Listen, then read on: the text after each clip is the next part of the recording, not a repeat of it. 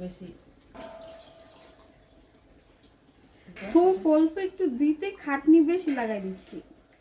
খাটনি বেশি, পয়সা কম, ঠান্ডা মাছের কম পয়সা রান্না করে করছি যে